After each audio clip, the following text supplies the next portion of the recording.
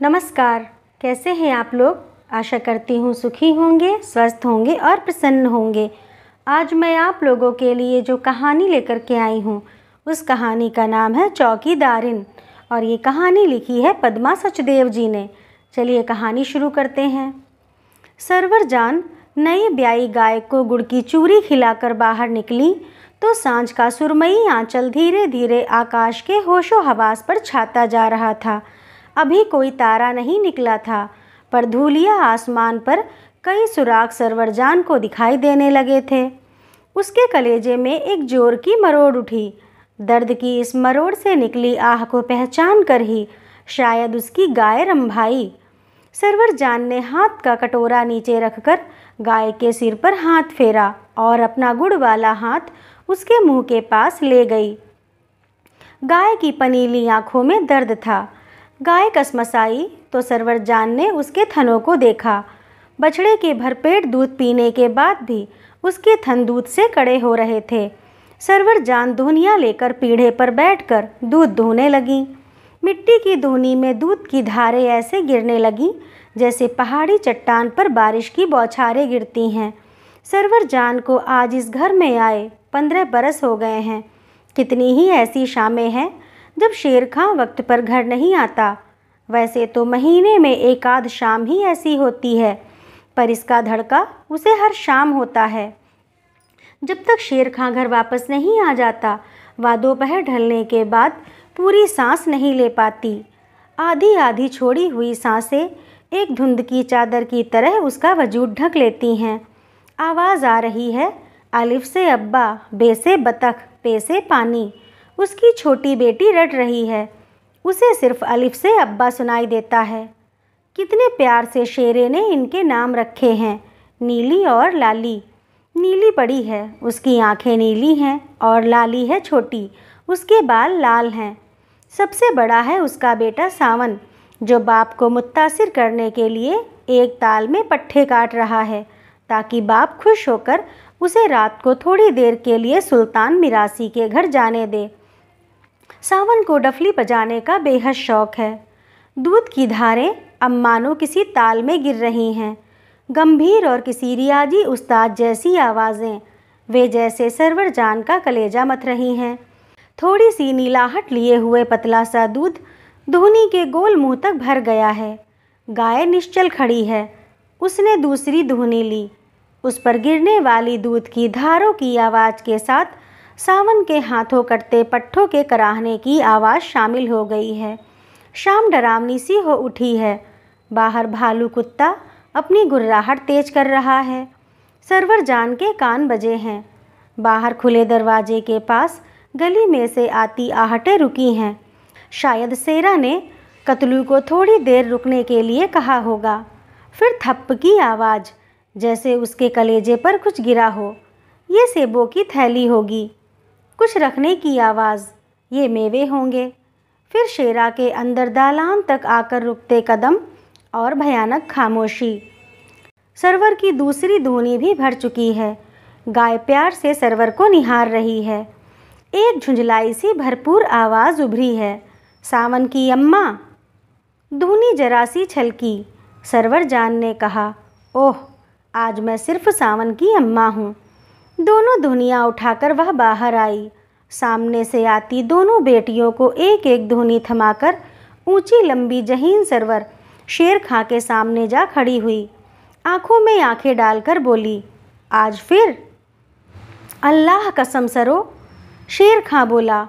थोड़ा सा मुड़कर वह बगैर बात सुने चली गई।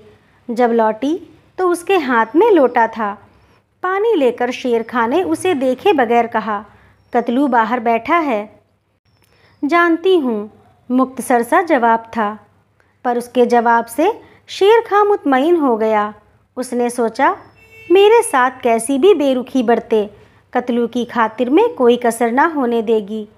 उसने अपना बड़ा सा कोट अलगनी पर डाला और गर्म पानी से भीगे तौलिए को एक तरफ रखकर अपनी पेशावरी चप्पल खोलने लगा।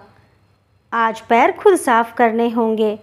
सरो जब मोहब्बत में होती है तभी उसके पाँव खूब रगड़कर साफ करती है। कितना सुकून आता है।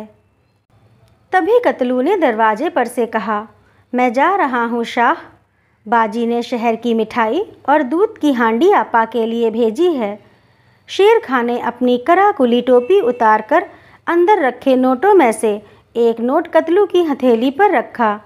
कतलू ने नोट लेकर कहा, इसकी क्या ज़रूरत थी शाह, हमेशा ही तो देते हो। यह कहकर उसने नोट अपनी बंडी में खोस लिया और सलाम ठोक कर चला गया। जमीन से चप्पल एक तरफ हटाकर शेर खां ने पाँव पोंछे और तौलिया फेंककर जमीन पर बिछे मोटे सतरे पर लेट गया। जब आदमी अपने कमरे में अकेला रह जाता है, तब बीते दिनों के लम्हे जो उसके आसपास ही मंडरा रहे होते हैं, उसके बदन पर आकर चींटियों की तरह रेंगने लगते हैं। शेर खां की आंखें बंद होती गईं।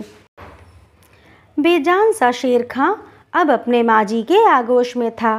उसने देखा उसके छोटे छोटे लाल लाल पाँव स्कूल से नंगे पैर आने पर ठंड से बेजान हो चुके हैं। उसका जूता पता नहीं कौन ले गया है। नूर बेगम गरम गरम पानी से भीगा मोटा खुरदुरा कपड़ा उसके पाँव पर रगड़ रही हैं। कितना अच्छा लग रहा है। शेर खां ने अपना एक पाँव दूसरे पर धीरे धीरे रगड़ना शुरू किया।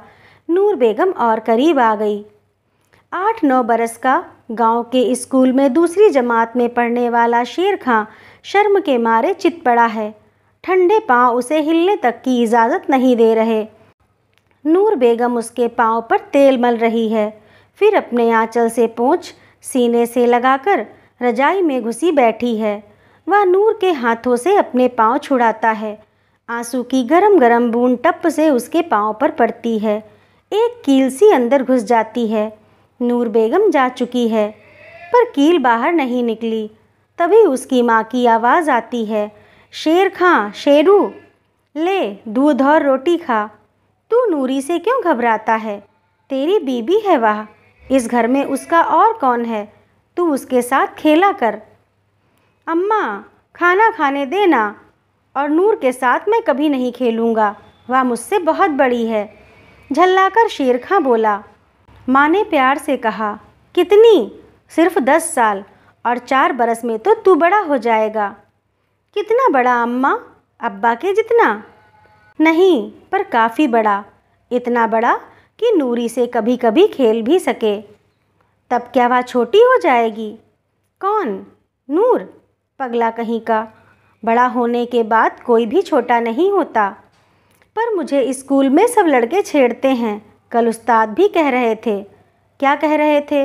यही कि वह मेरी बीबी है। बीबी तो है ही बेटा। उसके चाचा ने जब तेरी फूफी से शादी की थी, तब तुम 5 ही बरस के थे। तुम्हें कैसे याद होगा? पर अम्मा, शादी में तो ढोल बजते हैं। ढोल तो बजे नहीं, शादी कैसे हुई? बजे थे बेटा, पर तब तू मेरी गोद में सो रहा था। अम्मा, मुझे नींद आ रही है। तू मेरे साथ सो जा, मैं रोटी खा चुका। पर अभी बहुत काम है। काम वह करेगी, तू मुझे सुला, मुझे डर लग रहा है। शेरू की माँ ने अपने बेटे को सीने से लगा लिया और रजाई में उसे लपेटकर गाने लगी। दरसी दे बना विच बुन्नी ओ लोइयां, जिन्ना गल्ला डरदी सी उए गल्ला होइयां, लग्गी कैची दिल नूं। दरसी के जंगल में लोइया बुन रही हूँ। जिन बातों से डरती थी वे ही बातें हो गई हैं। दिल में कैंची सी आ लगी है। ठक की आवाज़ से शेर खां चौंका। उसने देखा सोए सोए उसकी आंखों में से आंसू बह रहे थे और उसकी बेटी नीलू उसका ठंडे कहवे का प्याला लेकर बाहर जा रही थी। आज 15 बरस पहले का वह दिन कैसे पूरा का पूरा जी उठा है। उसने आसपास देखा, नूर कहीं नहीं थी। माँ को मरे अब अरसा हो चुका था, पर नूर तो थी, जो अपने घर से एक बूढ़ी गाय की तरह निकाली जा चुकी थी। तभी सामन ने आकर कहा, अब्बा, खाना खाने चलो। मुझे आज भूख नहीं है, तुम लोग खा लो। अब्बा, काली घोड़ी का पाँव अभी तक ठीक नहीं हुआ। कांटा अच्छी तरह से निकाला था? हाँ अब्बा।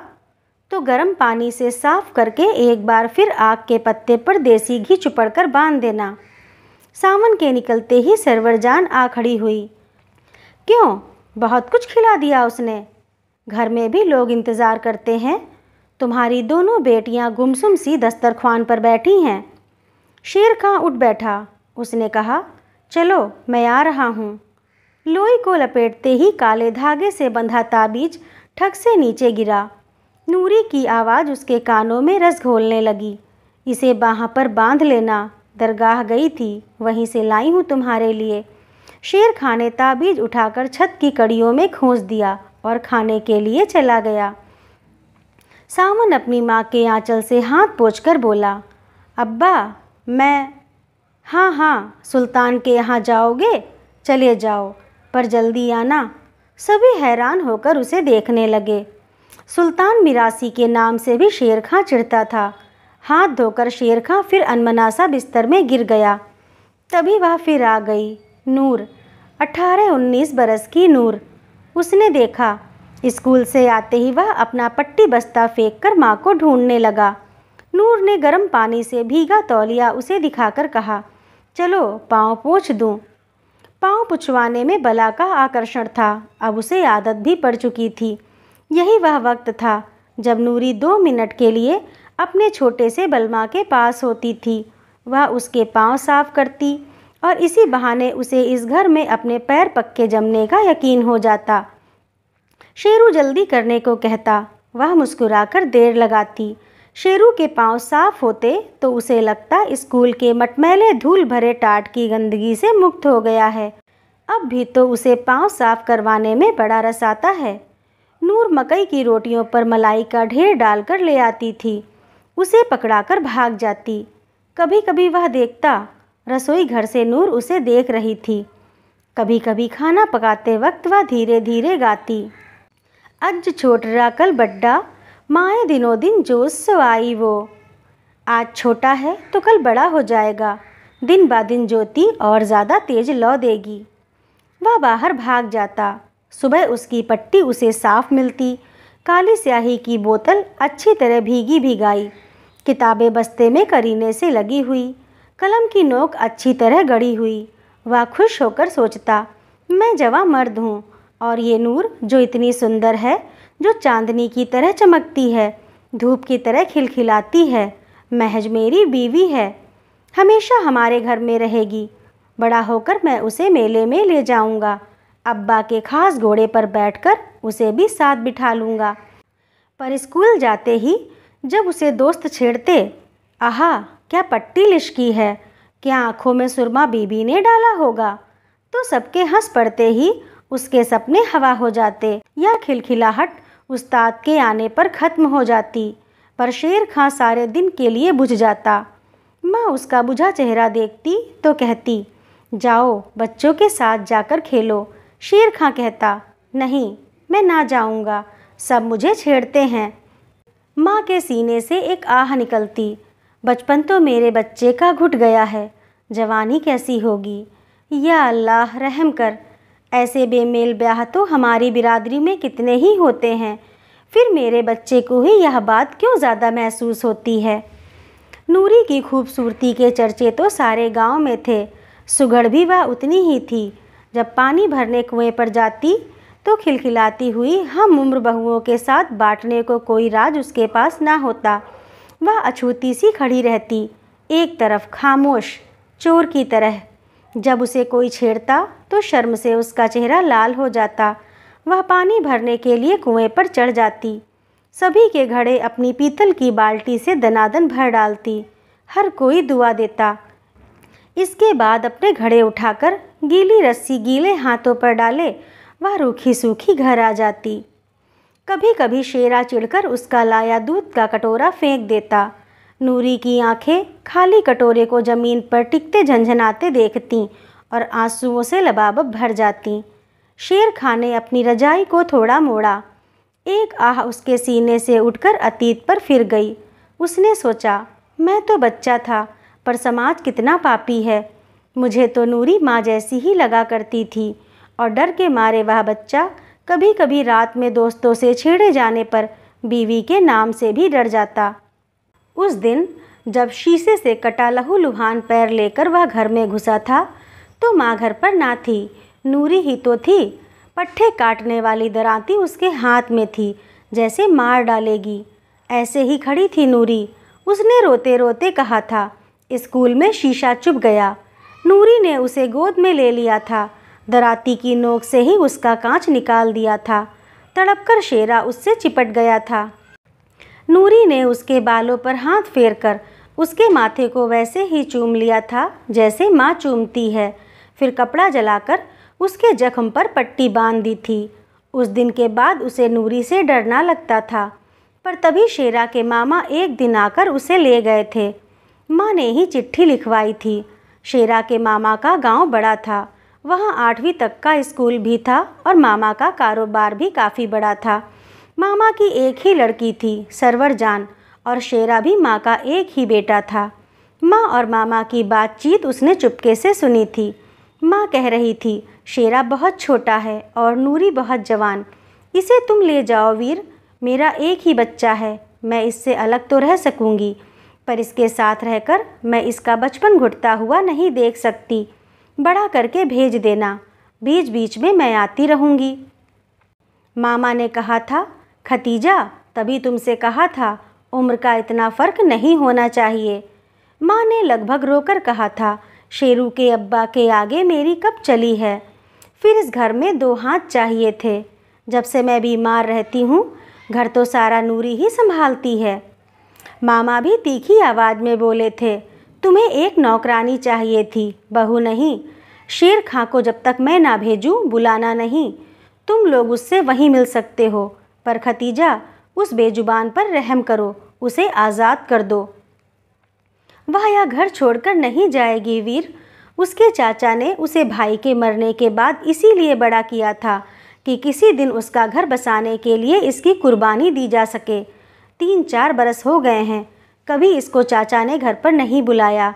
इसकी माँ के गहने शेरा की फूफी लादे लादे फिरती है। अब तो माशा अल्लाह उम्मीद से भी है। हमारे बुलाने पर भी वह उसे नहीं भेजता। नूरी को ज़िंदगी में पहली बार घर मिला है वीर, वह इसे छोड़कर नहीं जाएगी। मामा ने कहा, जब शेरा जवान होगा तब। माँ ने बड़े विश्वास से कहा, शेरा की एक और शादी करवा दूंगी, मालकिन तो नूरी ही रहेगी। शेर खां इससे ज़्यादा ना सुन सका।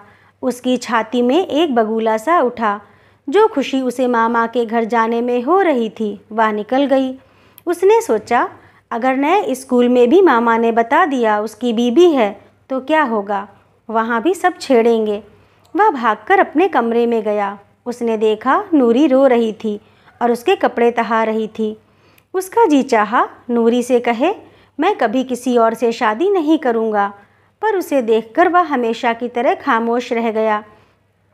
नूरी ने अपने आंसू पोंछे बगैर उससे पूछा, सभी कपड़े रख दूं या कुछ यहाँ रहने दूं? नहीं, सभी रख दो, मैं यहाँ कभी नहीं आऊँगा। यह कहकर शेर खां भाग गया था। नूरी तनिक से मुस्कुराई थी। शेर खां उस मुस्कान का अर्थ ना समझता था, पर आज अब क्यों याद आ रही है उसकी बात। नूरी को अब बूढ़ी हो जाना चाहिए था, पर वह तो वैसी ही है। उसकी आँख का नूर अभी तक वैसा है। शेर खां ने रजाई और कसकर लपेट ली। कमरे में दिए की पीली सी रोशनी हुई। उसकी बंद आँखों से भी वह दिखाई देती थी। सरवर जान ने फूंक मारकर दिया बुझा दिया। चुपचाप उसकी बगल में आकर लेट गई। शेर खां ने बेसाख्ता उसे अपने आगोश में ले लिया। उस वक्त वह नूरी थी, जवां जवां नूरी। उजाले में जो मसले हल नहीं होते, अंधेरे में कैसे बहस के बगैर ही सुलझ जाते हैं। दूसरे दिन का सूरज किसी पागल की जुल्फ़ों की तरह बिखरा बिखरा था, पर सरवर जान हंस हंसकर बच्चियों के बस्ते नूरी के भेजे सेबों और बादामों से भर रही थी। हंसकर बोली थी, तुम लोगों की बड़ी अम्मा ने भेजे हैं। लड़कियां शर्माकर भाग गई थीं।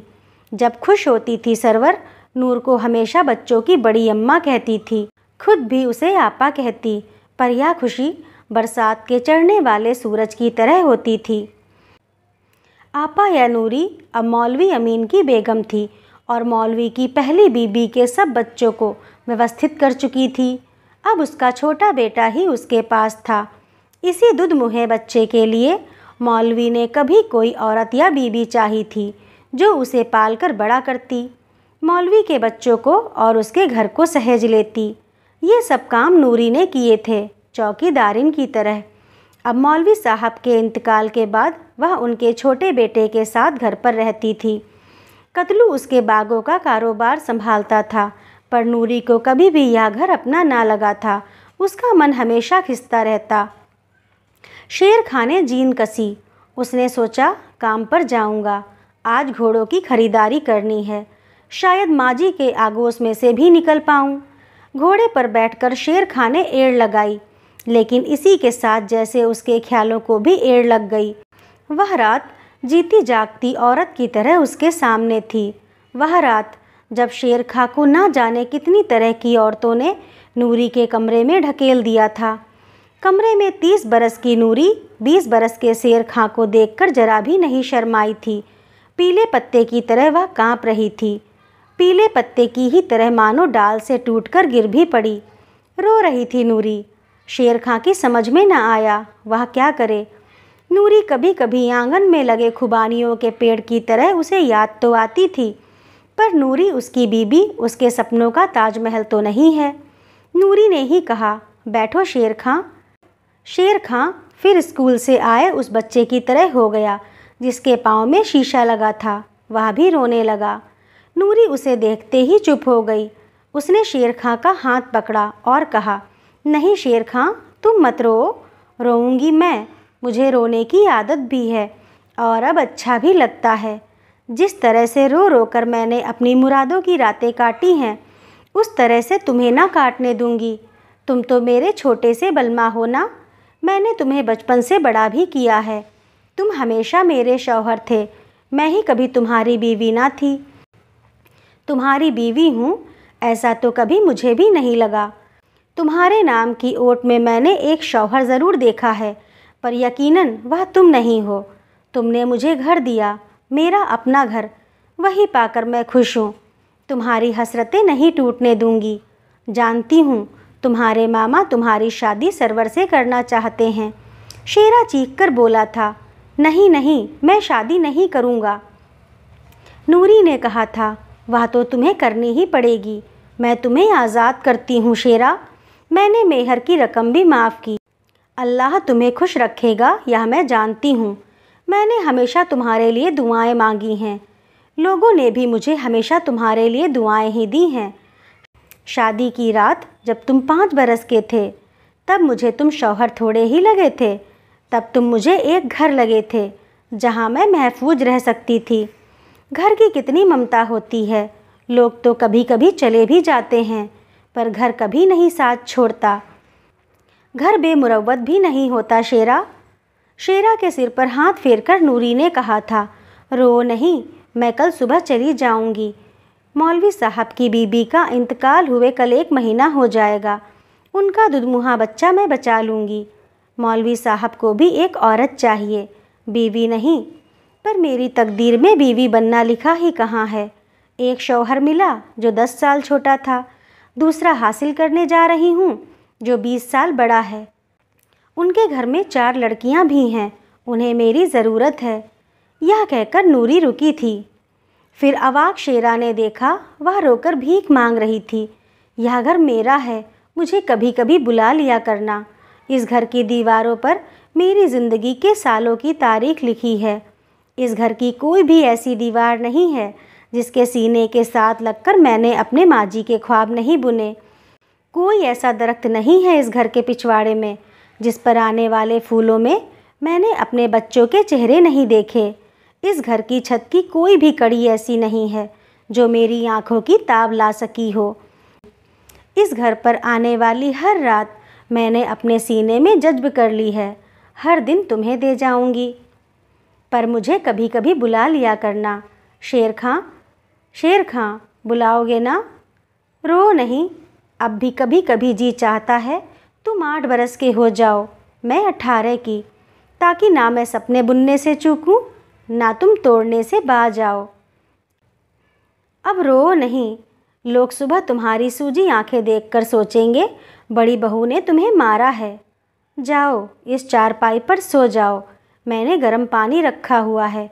तुम्हारे पाँव पोंछकर मैं भी सो जाऊंगी सुबह तक। शेर खां वह रात कैसे भुला सकता है जब अपने सीने के बीच उसके पांव रखे नूरी रात भर जागती रही थी।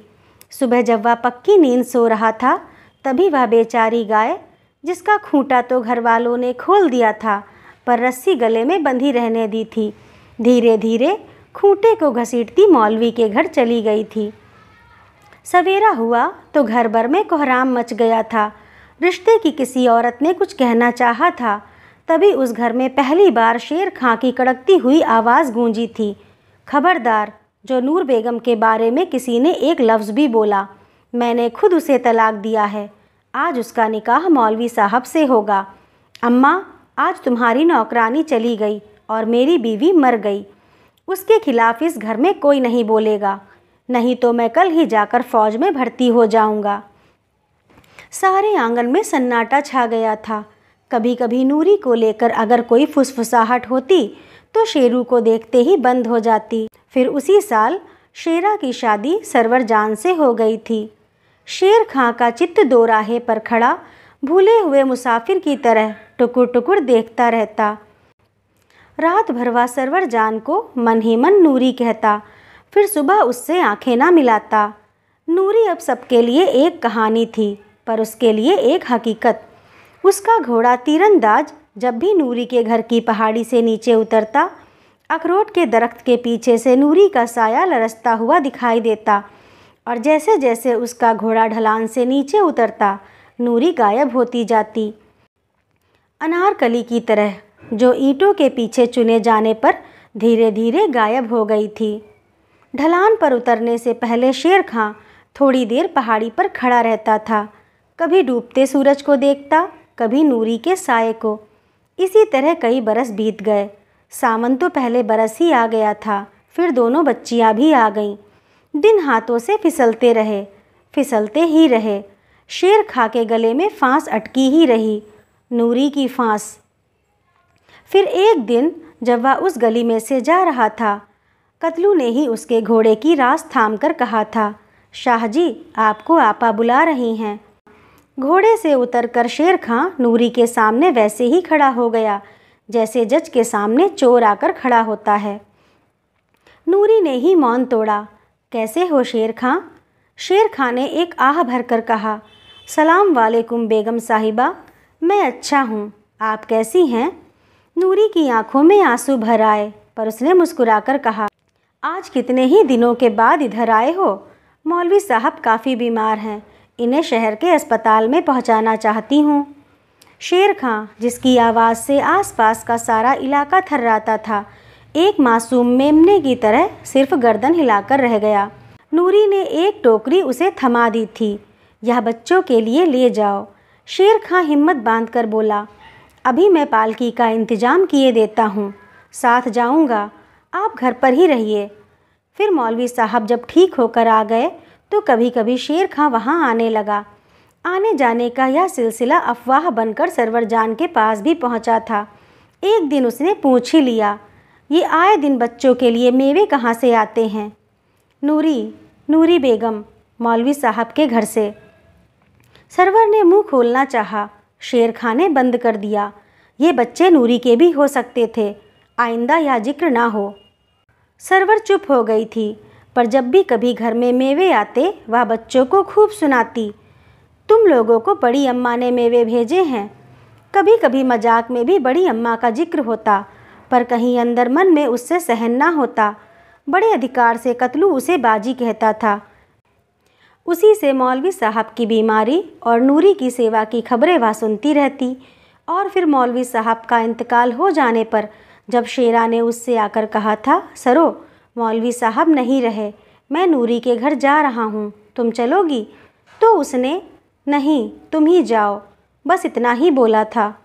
शेरा घोड़े को एड़ लगाकर चला गया था और पूरी तरह से कभी घर ना लौटा। सरो के बच्चे थे, घर था, पर वह मालिक की मालकिन ना हो सकी थी। अपने और शेर खां के बीच उसे हमेशा नूरी खड़ी मिलती थी। नूरी उसकी सौत, नूरी उसकी सास, उसकी दुश्मन, उसकी साझेदार। बच्चों के लिए तोहफे आते तो जिस खुशी से बच्चे उन्हें स्वीकार करते, सरवर जान से बर्दाश्त ना होता। कभी उसे लगता, पति तो नूरी का है ही, कहीं ये बच्चे भी, और वह थर्रा जाती। बच्चों ने अपनी बड़ी अम्मी का अस्तित्व स्वीकार कर लिया था। फिर एक घटना हुई। इतने बरसों बाद सरवर जान फिर उम्मीद से थी। गांव की अनुभवी दाई ने कह दिया था, इस बार मेरे बस का नहीं है, इसे शहर ले जाओ। शेर खां तैयारी में लगा हुआ था। एक दिन सरवर जान से कहने लगा, कल हम शहर जाएंगे, पता नहीं कितने दिन लगें। तुम कहो तो नूरी को बुला लूं, बच्चों को भी सहारा देगी, घर भी देखेगी। तड़पकर सरवर बोली थी, अब ज़्यादा देर क्या है, मेरे मरने के बाद यहीं ले आना। शेर खां चुप रह गया था, पर जाते जाते कतलू को वहाँ छोड़ गया था। अस्पताल पहुँचते ही सरवर जान को दर्द उठा था। फिर डॉक्टर ने मरा बच्चा निकालकर उसकी जान बचा ली थी। शेर खां बाहर कह रहा था, अल्लाह पाक मेरा ईमान रखना। फिर सरवर जान ने ही उससे कहा था, मैं ठीक हूँ, तुम दाई का इंतज़ाम करके बच्चों को देखाओ, मुझे अच्छे सपने नहीं आते। शेर खां डॉक्टर से पूछकर चला गया था 8वें दिन आकर सरों को ले जाने के लिए। अस्पताल में सरवर जान अब अच्छी हो चुकी थी। टाँके निकलने का इंतज़ार था। उसे थोड़ा होश आने लगा तो उसने पाया रोज़ शाम को नीचे के वार्ड में कोई चिल्लाता है। एक औरत की गिड़गिड़ाहट, आकाश को चीर डालती गुहारें, फिर मंद पड़ती आवाज़ें। रोज़ शाम के वक्त एक खौफ सरवर जान के ऊपर तारी होता। जब तक वे आवाज़ें उभर कर मिट नहीं जाती, वह थर्राती रहती। मेरा बच्चा कहाँ है मेरा लाल, कल ही तो पैदा हुआ था, अल्लाह मेरा बच्चा कहाँ ले गए। सरवर जान ने दाई से पूछा, इस औरत का बच्चा भी मरा पैदा हुआ था क्या? दाई बोली, नहीं बीबी, इसका बच्चा कहाँ से होगा, इसका खाविन तो अभी स्कूल जाता है या पागल जैसी हो गई है। घर में जिठानी के हर साल बच्चे होते थे, यही इनको पालती रही। कहते हैं इस बार उसे जुड़वा बच्चे हुए तो यह पागल हो गई कि एक बच्चा मेरा है, अल्लाह ने मेरे लिए भेजा है। जेठानी से बच्चा छीनने लग गई। घर वाले मार पीट कर मायके छोड़ आए। अब इसके माँ बाप ने इसे यहाँ रखा है, ससुराल वाले इसे अब नहीं रखेंगे। इतने साल वहाँ खटती रही, अब जब 4-5 साल बाद इसका आदमी बड़ा होगा तब राज करने कोई दूसरी आ जाएगी। औरतों का भाग ही खोटा है। पर तुम क्यों रोती हो, मुझे उसके पास ले चलोगी? सरवर जान ने रोते हुए कहा।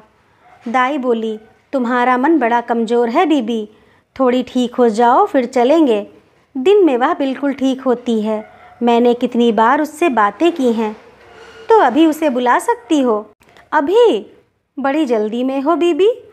डॉक्टर राउंड लगाकर चले जाएं, फिर बुला लाऊंगी। दोपहर को वह आई, हाथ में खाने की थाली लिए।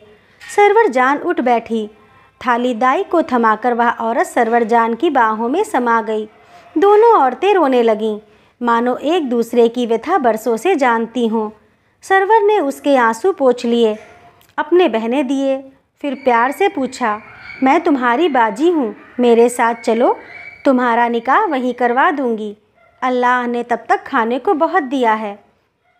नहीं बाजी, मैं यहीं ठीक हूँ, सारी उम्र कोई अस्पताल में नहीं रह सकता।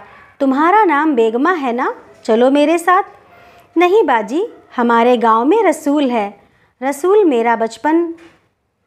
अच्छा, मैं चलूँगी तुम्हारे घर, अब सब पागलपन छोड़ दो। खाना खाकर सरवर जान ने उसकी कंघी की, आँखों में काजल डाला और अपने गले की जुगनी उसके गले में डालकर कहा, आज से मैं तुम्हारी बहन हूँ। अच्छा बाजी, अब मैं चलूँ, मुलाकाती आने वाले हैं। क्या रसूल आ रहा है? हाँ बाजी, उसने शर्माकर कहा। उस रात चिल्लाने की आवाज़ें बंद हो गईं। जिस दिन सरवर जान को घर जाना था, सवेरे ही शेर खां पालकी लेकर आ गया था। बेगमा ने शेर खां से घूंघट निकाला तो सरवर ने मना कर दिया, ये भाई है तुम्हारा। बेगमा ने सरवर जान के लंबे लंबे बालों में खूब तेल डालकर मीडिया गूँथ दी। उसकी आंखों में काजल डाल भवों पर काला टीका लगाकर कहा, तुम्हारी कभी कोई सौत ना होगी। मेरी सौत नहीं है, आपा है। हैं? क्या कहा? कुछ नहीं, घर जाने के लिए जी तड़प रहा है। पालकी में बैठी सरवर जान से गले मिलकर बेगमा रोई तो नर्स दौड़कर आ गई। बेगमा ने कहा, नहीं बहन, मैं पागल नहीं हूँ, आज तो मैं ठीक हो गई हूँ। सारे दिन की थकान के बाद सरवर जान आंगन में आकर खड़ी हुई तो चारों ओर देखकर उसने मन में सोचा, मैं कुछ दिनों के लिए ही तो यहाँ ना थी, पर कैसा लगता है, कुछ नया कुछ पुराना।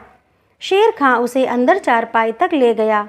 सावन और दोनों बेटियां सहमी सी खड़ी थीं। सरवर ने बाहें फैलाकर सबको गोद में ले लिया।